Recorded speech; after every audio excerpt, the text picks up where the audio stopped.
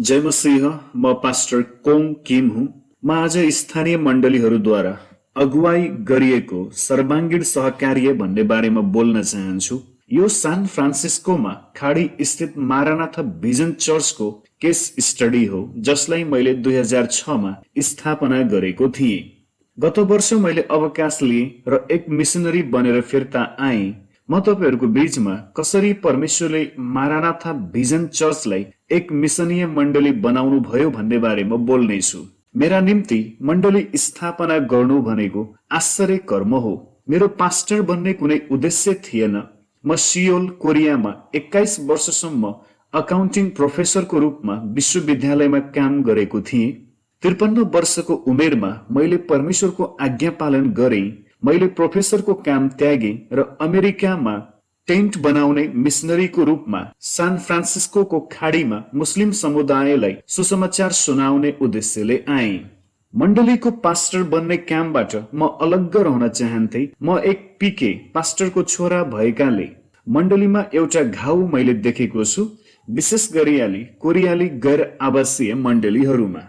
तथापि एक दिन मैले आफैलाई मण्डली स्थापना गरेर कोरियाली शरणार्थीहरूको माझमा पास्टरको सेवा गरेको पाएँ। म पहिलो पुस्ताको कोरियन अमेरिकन हुँ।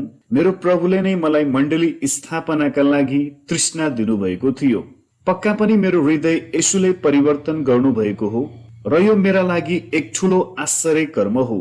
मण्डली सुरु गरेपछि मैले मेरो जीवनमा किन त्यो आश्चर्य कर्म भएको थियो भन्ने थाहा पाएँ। एक दिन येशूले मलाई उहाँको विचारको प्रकाश दिनुभयो। यदि म आफै एक मिसनरीको रूपमा सेवा गरे भने कसो होला? अवकाश, मृत्यु र यति नै?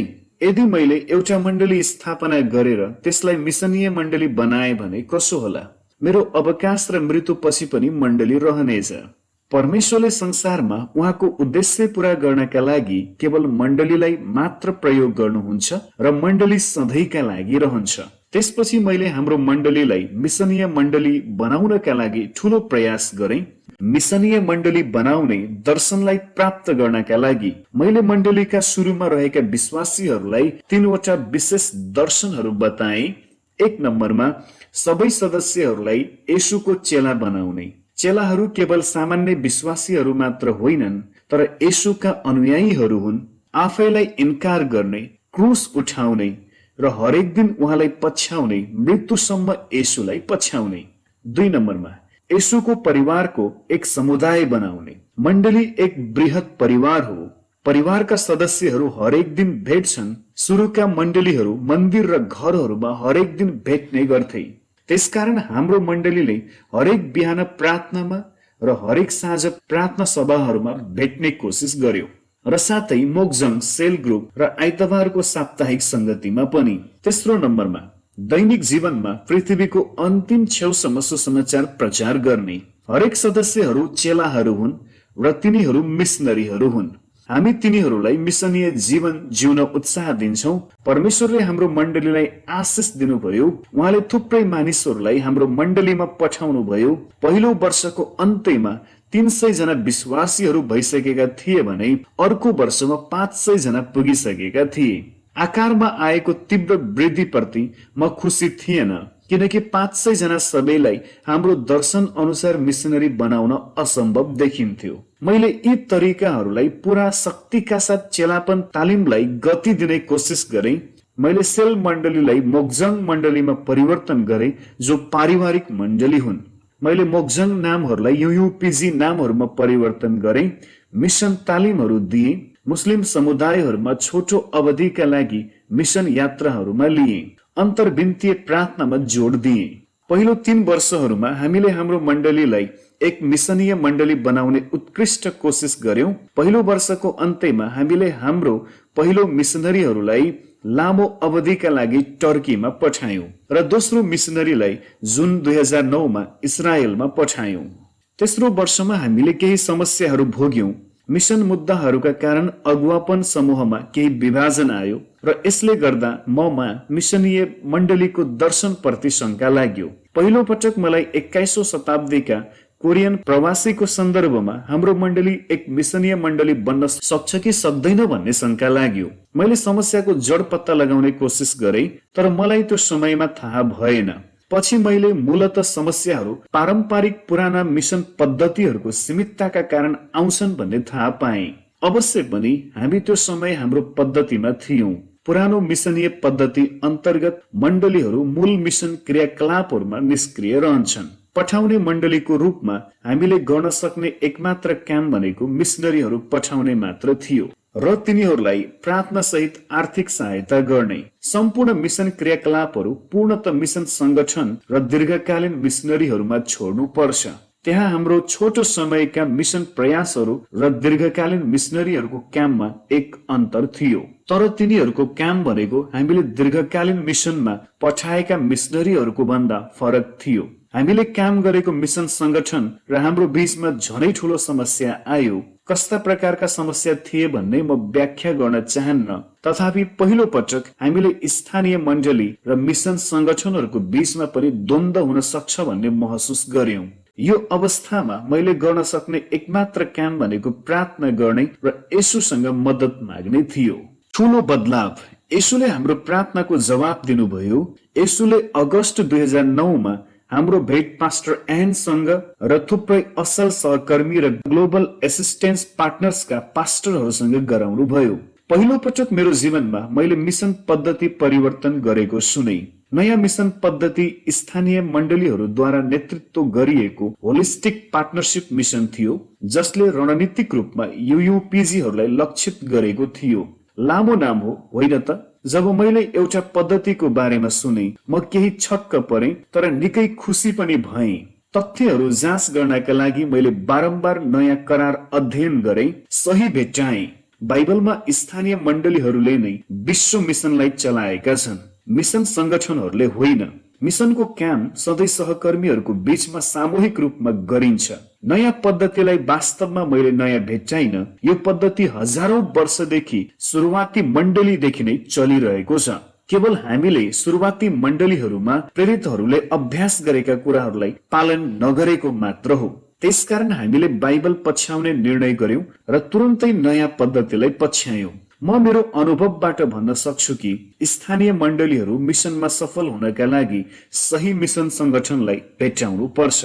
त्यसपछि हामीले मिसनमा ग्यापको एउटा नयाँ चरण सुरु गर्यौं। म तपाईलाई छिट्टै स्थानीय मण्डलीले नेतृत्व गरेको होलिस्टिक पार्टनरशिप मिसनको बारेमा बताउन चाहन्छु। म यसलाई एचपीएम मोडेल वा किङ्स मिसन पनि भन्ने गर्छु।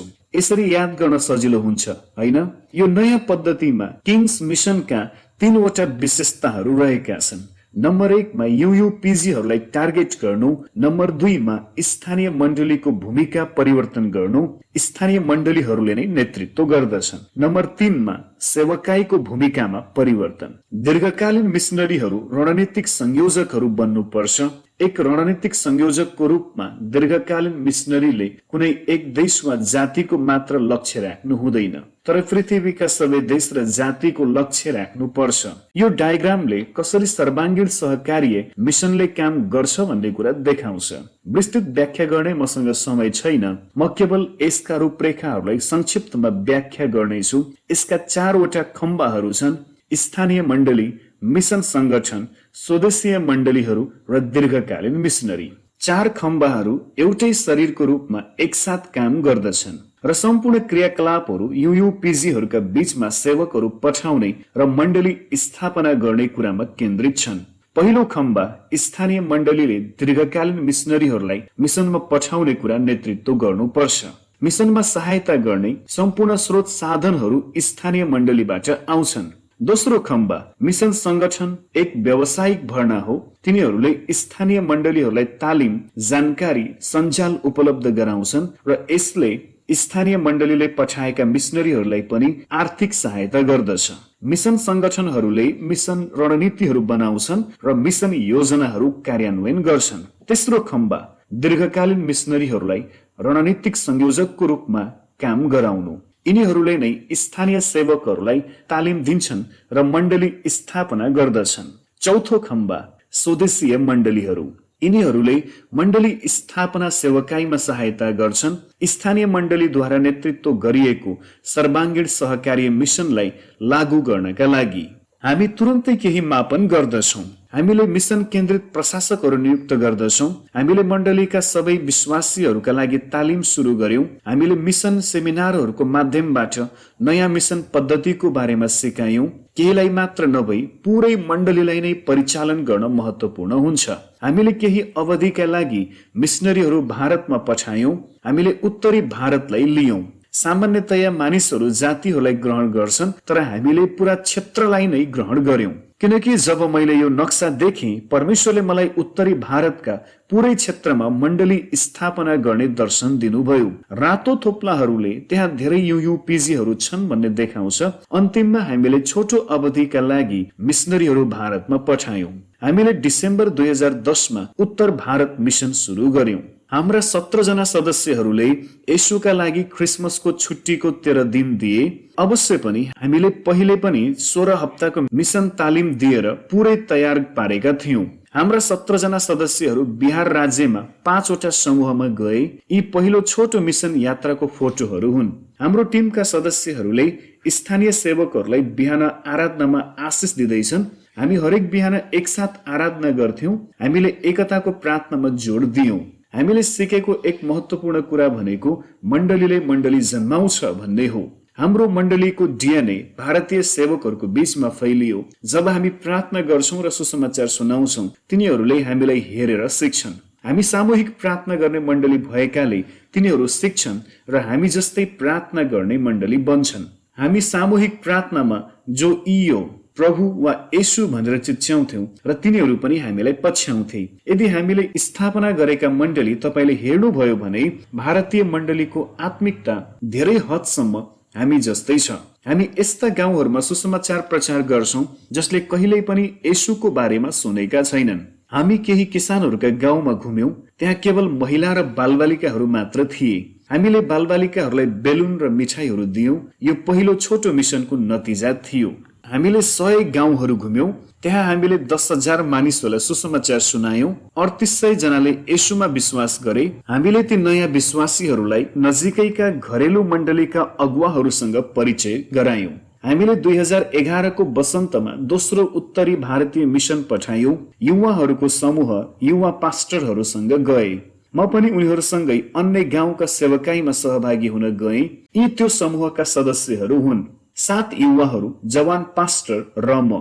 हाम्रो युवा समूहले येशू लघु नाटक प्रस्तुत गर्दैछन्। तिनीहरू कक्षामा सुसमाचार सुनाउँदैछन्। विद्यार्थीहरूले हामीले दिएको सुसमाचार पुस्तिका पढिरहेका छन्। विद्यार्थीहरूलाई सभाहालमा भेला गरिएको थियो। तिनीहरू हाम्रो सुसमाचार प्रस्तुति सुनिरहेका छन्। तिनीहरूले हात उठाएर येशूलाई ग्रहण गर्दैछन्। तिनीहरू मध्ये अधिकांशले येशूका नाउँलाई जीवनमै पहिलो पटक सुनेका थिए। स्वीकारको प्रार्थना पछ्याउँदै यो उनीहरूकै जीवनको महत्त्वपूर्ण क्षण हो भन्ने म विश्वास गर्छु। यी पब्लिक प्राथमिक र माध्यमिक विद्यालय हुन्। शिक्षकहरू बीचमा छन्। त्यो बेलामा तिनीहरू सुसमाचार प्रति धेरै खुल्ला थिए। यो दोस्रो उत्तरी भारत मिसनको नतिजाहरू हुन्। युवाहरूले 20 सार्वजनिक विद्यालय र 9 वटा गाउँहरूमा पुगे। 8400 ले येशूलाई ग्रहण गरे।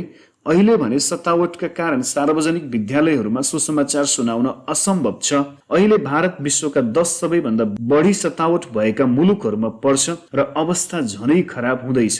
पहिलो र दोस्रो छोटो अवधिका मिसनहरूपछि हामीले मध्यकालीन गृह कार्य गर्यौं। यी 6 वटा पाठहरू हामीले सिक्यौं।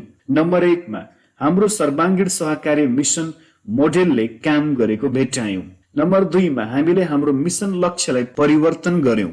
जति सक्दो मानिसहरूलाई सुसमाचार सुनाउनु भन्दा हामीले हाम्रो लक्ष्यलाई चेलापनमा परिवर्तन गर्यौं र येशूले आज्ञा दिए बमोजिम मण्डली स्थापनामा पनि। यसो गर्नका लागि हामी फेरि भारतमा आउनुभन्दा अगाडि धेरै शान्तिको पुत्र तयार पार्न हामीले हाम्रा भारतीय सेवकहरूलाई भन्यौं। मण्डली स्थापना मिसनमा शान्तिको पुत्र निकै महत्त्वपूर्ण हुन्छ। तिनीहरूले नै हामीलाई स्वागत गर्छन् र सुसमाचार भेटघाटका लागि आफ्नो परिवार र नातेदारहरूलाई भेला गर्छन्। प्राय जसो पछि गएर ती शान्तिका पुत्र घरेलु मण्डलीका अगुवा बन्छन्। पहिलो र दोस्रो मिसन यात्रामा हामीले ठूला खुला ठाउँहरूमा सुसमाचार प्रचार गर्यौं। अर्को पटकदेखि भने यस्ता प्रकारका भेटघाटहरू शान्तिको पुत्रको घरमा गर्ने निर्णय गर्यौं। तेस्रो नम्बरमा हामीले बालबालिकाहरूका निम्ति बेलुन र चकलेटहरू वा प्रौढहरूका लागि पानी शुद्ध पार्ने मेसिन वा सोलर प्यानलहरू नल्याउने निर्णय गर्यौं। यी कुराहरूले हाम्रो सुसमाचारमा बाधा पुर्याएको मात्र देख्यौं, हामीले केवल सुसमाचार ल्याउने निर्णय गर्यौं। चौथो नम्बरमा हामीले 12 हप्ते मिशन तालिम कार्यक्रमको निर्णय गर्यौं। हामीले तालिम सञ्चालन निर्देशिका बनायौं। यस अन्तर्गत कसरी गवाही सुनाउने, कसरी सुसमाचार सुनाउने, कसरी बाइबलका पदहरू कण्ठ गर्ने र प्रार्थनाका साथ कसरी पहिले नै तयारी गर्ने जस्ता कुराहरू छन्। हामीले सामूहिक प्रार्थनामा बढी जोड दियौं। पाँचौं नम्बरमा हामीले पहिलो र दोस्रो मिशनको बेलामा गरेका राम्रो अभ्यासहरूलाई पनि यसमा एक प्रक्रियामा राख्यौं। सञ्चालन नियमहरूमा बिहान उठ्ने बेलादेखि राति सुत्ने बेलासम्मका सबै कुराहरू समेटिएका छन्। साथै यसमा कसरी शान्त समय बिताउने, सामूहिक प्रार्थना, कसरी कार चलाउँदै गर्दा प्रार्थना गर्ने आदि कुराहरू पनि थिए। हाम्रो नीति नियममा व्यक्तिगत कुराकानी गर्न अनुमति थिएन।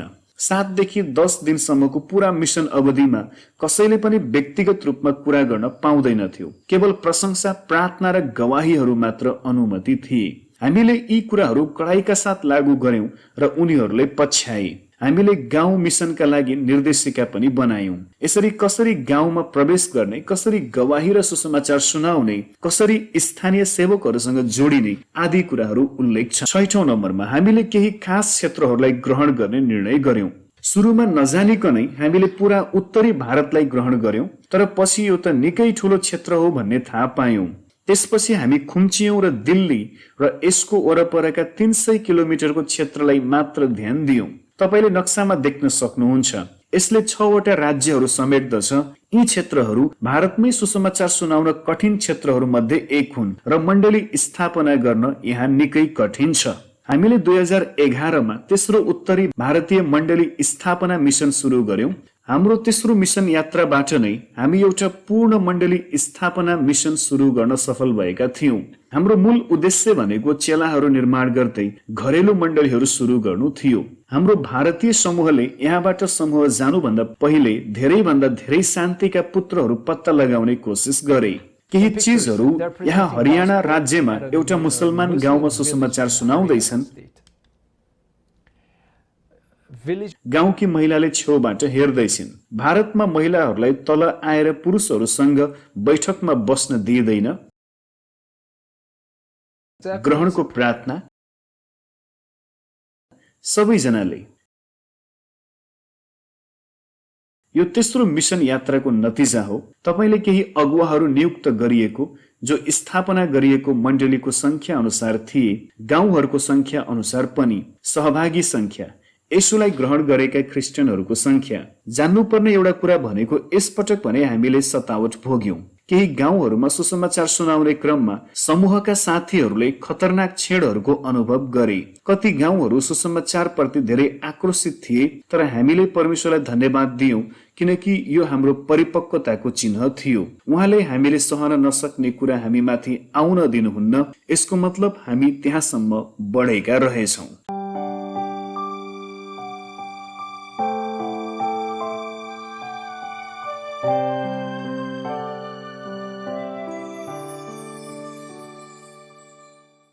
परिपक्वता हाम्रो गत 10 वर्षको मिशन प्रगतिको चार्ट हो। उदाहरणका लागि 2013 मा हामीले 3 वटा मण्डली स्थापना मिशन यात्राहरू गर्यौं र एउटा मिशन तालिम आयोजना गर्यौं। ठीक छ, औसतमा हामीले 3 पटक यात्रा गरेका छौं र समयसँगै हाम्रो मिशन भारतबाट फैलिएर मध्यपूर्व, नेपाल, म्यानमार, दक्षिण चीन र जापानमा पुगेको छ। हाम्रो मण्डलीमा हरेक परिवारबाट वर्षमा 1 पटक मिशन यात्रामा जान उत्साह दिन्छु। अधिकांश सदस्यहरूले हरेक वर्ष मिशनमा जानका लागि पैसा र छुट्टीहरू बचाउँछन्। गत 10 वर्षको किङ्स मिशनलाई हेर्दा मण्डली स्थापना मिशनमा हामी 6 वटा चरणहरूबाट गुज्रियौं। मैले यसलाई समय रेखा डायग्राममा राखेको छु। पहिलो चरण भनेको पहिलो 2 वर्षमा थियो। हामीले रोप्ने बिउमा ध्यान दियौं, जो भनेको जति सक्दो मानिसहरूलाई सुसमाचार सुनाउने थियो। दोस्रो चरण त्यसपछिका 2 वर्षहरूमा हामीले स्थानीय अगुवाहरूसँग सहकार्य गरेर घरेलु मण्डलीहरू स्थापना गर्ने कोसिस गर्यौं। तेस्रो चरण हामीले 1 वर्ष मूल्याङ्कन गर्यौं। हाम्रो प्रश्न भनेको स्वदेशी मण्डलीहरू, स्वदेशी सेवकहरू, स्थानीय सेवकहरूले हामी भन्दा पनि राम्रोसँग मण्डली स्थापना गर्न सक्छन्। हामीले किन यो काम बारम्बार गरिरहने त? हामीले जवाफ खोज्यौं र के हामीले गरिरहेको सही हो त भन्ने कुरामा निश्चित भयौं। 3 जवाफहरू। भारतीय सेवकहरू हामीसँगै जान सक्छन्। तिनीहरू सामाजिक जातपातमा बाँधिएका छन्। हामी विदेशीहरू हौं, हामीसँग तिनीहरू हरेक जात कहाँ पुग्न सक्छन्। तिनीहरू हामीसँग काम विस्तार गर्न सक्छन्। दोस्रो जवाब, भारतीय सेवकहरूलाई हामीले तयार पार्दैछौं। तिनीहरू हामीसँग काम गरेर सिक्छन्। हामीले हाम्रो मण्डलीको DNA तिनीहरूमा फैलाएका छौं। सामूहिक काम। तिनीहरूले परमेश्वरका जनहरू जुटाउँछन् र सुसज्जित पार्छन्। तेस्रो जवाब, स्थानीय सेवकहरू हामीद्वारा उत्साहित पारिएका छन्। हामीले तिनीहरू उत्साहित भएका पायौं। हामीद्वारा आत्मिक रूपमा बलियो पारिएका। हामीसँग काम गर्दा तिनीहरू आत्मिक ऊर्जा पाउँछन्। तिनीहरूद्वारा जे असम्भव लाग्छ त्यो हामीसँग गर्दा सम्भव हुन्छ। चौथो चरण भनेको घरेलु मण्डलीहरू स्थापना गर्ने र सुसज्जित पार्ने हो। हामीले अस्तित्वमा रहेका घरेलु मण्डलीहरूलाई सुसज्जित पार्न थाल्यौं र नयाँ मण्डलीहरू पनि स्थापना गर्यौं। हामीले 10 आज्ञाहरू सिकायौं जो नयाँ विश्वासीहरूका लागि आधारभूत बाइबल अध्ययन सामग्री हो। हामीले स्थानीय अगुवाहरूको बीचमा एक दिने जागृति कार्यक्रम पनि राख्यौं। तिनीहरूलाई उत्साह दिनका लागि हामीले तिनीहरूका गोडा पनि धोयौं। तिनीहरू निकै भावुक बने। 5औं चरण 2016बाट हामी विस्तार र परिचालनको चरणमा पुग्यौं। हाम्रो छोटो अवधिको मिसन अरू देशहरूमा पनि फैलिए र हामीले वरपरका अन्य मण्डलीहरूलाई पनि परिचालन गर्न हाम्रो मण्डलीमा मिसन सम्मेलन आयोजना गर्यौं। अन्तिम चरण भनेको विश्वका मण्डलीहरूमा चेलापन थियो जो 2019 देखि आजसम्म चलिरहेको छ। हामी हाम्रो मिसन क्षेत्रलाई विश्वभरि फैलाउन चाहन्थ्यौं। यो उद्देश्यलाई पूरा गर्न हामीले 2020 ग्यापका लागि एप्टिटी सम्मेलन राख्दैछौं। गाउँमा मण्डली स्थापना मिसन। हामीले भारतमा गाउँ मिसन कसरी गर्छौं भन्ने कुरा छोटकरीमा बताउन चाहन्छु। यो चित्रमा एउटा विशेष मण्डली स्थापना गर्ने समूह देखाइएको छ। 4 जना हाम्रा मण्डलीका हुन्। सामान्यतया हाम्रो एउटा समूहमा 3 जना हुन्छन्, तर यसपटक भने 4 जना छन्। स्थानीय सेवक, अनुवादक। सामान्यतया हामी अरू अनुवादकहरू राख्दैनौं। स्थानीय सेवकहरू नै हाम्रा अनुवादकहरू हुन्छन्। शान्तिको पुत्र र ड्राइभर। हाम्रो टिमले कसरी गाउँले मिसन लिएर जान्छ। हामी हाम्रा समूहका सदस्यहरूलाई 10 वटा चरणहरू सिकाउँछौं। चरण 2 प्रवेश। चरण 3 आराधना। जसै हामी शान्तिको पुत्रको घरमा प्रवेश गर्छौं, हामी आराधना गर्न सुरु गर्छौं। चरण 1 प्रवेश। चरण 2 आराधना। जसै हामी शान्तिको पुत्रको घरमा प्रवेश गर्छौं, हामी आराधना गर्न सुरु गर्छौं। चरण 3 समूहको परिचय। चरण 4 व्यक्तिगत गवाही बाँड्छौं। चरण 5 सुसमाचार घोषणा। चरण 6 येशूलाई ग्रहण गर्न निमन्त्रणा र ग्रहणको प्रार्थना। चरण 7 स्थानीय पास्टरले उनीहरूलाई तुरन्तै बप्तिस्मा दिन्छन्। यसका 3 कारण छन्। नम्बर 1 मा सुरुका मण्डलीहरूमा यसै गरिन्थ्यो। नम्बर 2 मा भारतमा सतावट भएकाले यदि तिनीहरू सतावट भोग्न तयार छैनन् भने तिनीहरू बप्तिस्मा लिँदैनन्।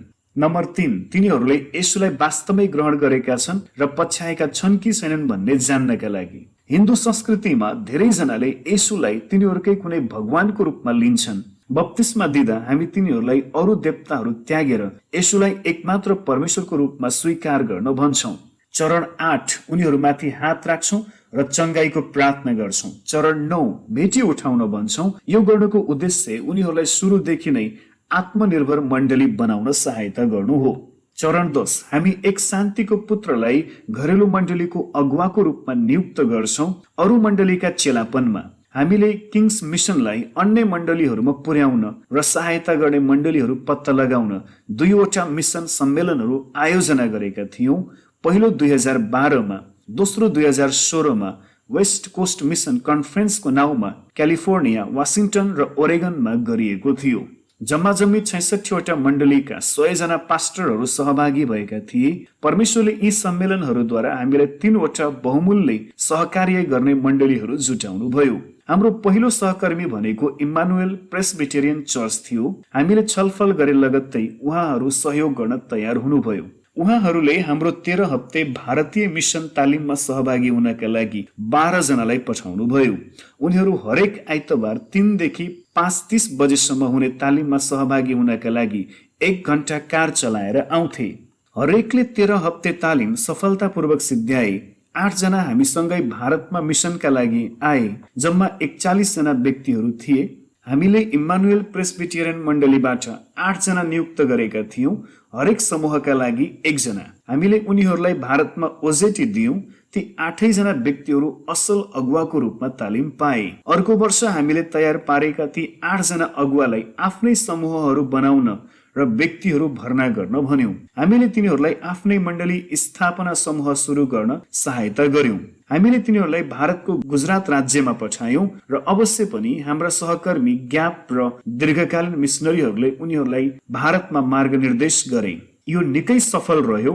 यसरी तिनीहरूले हरेक वर्ष 10 जना भन्दा बढी सदस्यहरूलाई भारतमा पठाउने गर्छन्। दोस्रो सहकर्मी भनेको सान जोसेमा भएको वर्ल्ड मिसन ब्याप्टिस्ट चर्च थियो। तिनीहरूले 2015 बाट सुरु गरे त्यही प्रक्रियाहरू। हामीले 3 जना अगुवाहरूको समूहलाई तालिम दियौं। अर्को वर्षदेखि तिनीहरू स्वतन्त्र रूपमा गए। तिनीहरूले भारतको महाराष्ट्र राज्यलाई ग्रहण गरे। 2017 देखि तिनीहरू वर्षमा 2 पटक जान थाले। वरिष्ठ पास्टर वर्षमा 2-3 पटक महाराष्ट्रका 70 जना सेवकहरूलाई तालिम दिन जानुहुन्छ। तिनीहरूले भेटी संकलन गरेर महाराष्ट्रको औरंगाबादमा मण्डली भवन समेत बनाउनु भएको छ। कति सुन्दर कुरा। अहिले पूरा मण्डलीले भारतको सेवा गर्दछ। हामीले किङ्स मिसनको 1 चक्र पूरा गरिसकेका छौं।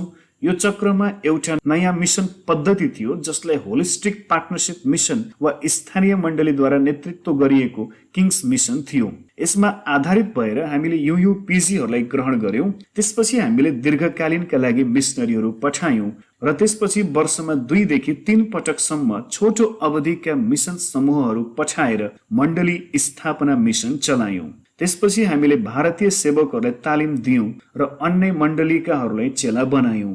यसरी 1 चक्र पूरा भयो। अब हामी कहाँ जाने? अब यो किङ्स मिसन मोडेललाई विश्वभरि फैलाउने समय हो।